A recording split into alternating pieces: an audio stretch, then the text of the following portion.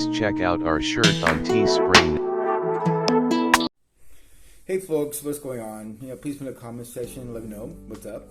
I'm going to talk about this animated movie that came out of 2018. It's called Batman Gotham by Gaslight. And it has a Rotten Tomatoes of 75%. And it's really loosely based on the graphic novel that came out in 1989. It's called Gotham by Gaslighter. It's pretty much what happened if Jack the Ripper, shows up in Gotham in the Victoria era. Jack the Ripper was a serial killer back in the Victorian area, mostly focused on prostitute or poor women around the London area, and he never got caught. But there's some rumors that he may have came to the United States and did his killing over here. Jack the Ripper had a unique way of killing his victims. Also, interesting way of taking souvenirs. What he did was he'll send to the nearest newspaper with a letter saying, I'm the real thing. So also they know that the United States had a similar kind of killer with the same kind of victims. His name is Gary Rinway. He's still alive in prison. He was called the Green River Killer. They say he killed like 49 victims, but it could have been hundreds. Started from 82 to 98, but they say it may last to 2001. I'm not sure where he got caught. Most of his victims were prostitutes, and a lot of people don't care about them. And during the investigation of who killing the prostitutes, people were asking why or spending too much time, focusing on these killing the prostitutes. Who cares about them?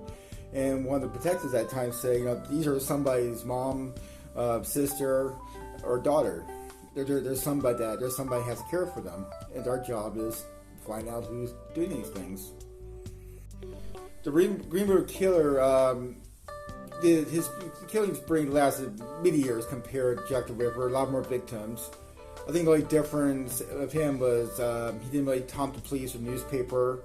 I'm not sure he kept souvenirs from his victims, but he was kind of a small little guy. Nobody would expect to be a killer. Some people surprise you. I said earlier, this is a Victoria Batman, but the Gotham City feels like more like Chicago kind of feel during that era than New York City. Also, Bruce Wayne putting a lot of money into the World's Fair at Gotham during this time. Also, it pays homage to the Batman animated series that used to be on Fox. It lasted from 1992 to 1995. During that series, it had these police blooms that flew around Gotham. And in this series, it has their own version of these blooms that fly around protecting the place for some reason. Not sure how much help they were. So Batman's, uniform, disguise, pretty much in the era. He has the same different kinds of bat toys, but it's kind of weird to have kind of like a steampunk motorcycle. That was kind of like weird for me to see him ride a motorcycle around Gotham during this time. Yeah. So, Batman has to find out what's going on with the killings around Gotham. And during the movie, people started thinking that Batman and Jack the Ripper are the same person. Pretty much you see the same cast of characters in any Batman movie or TV series. Unfortunately, there was no Joker. I could see Joker as a millionaire, strong competition with Bruce Wayne. So Batman is the only character in this movie that wears disguise. So pretty much anybody's playing Batman, you got to play two different characters. You got Bruce Wayne is a preppy kind of personality and kind of spoiled, and you got Batman is pretty serious, doesn't take any nonsense, roams the night. You can have a Batman movie without Alfred. Alfred's pretty much the same kind of character. He's telling Bruce, because you're Batman at night, you got responsibility at Bruce Wayne during the daytime. So he wakes him up and says, you can't sleep that late. You got responsibility to do.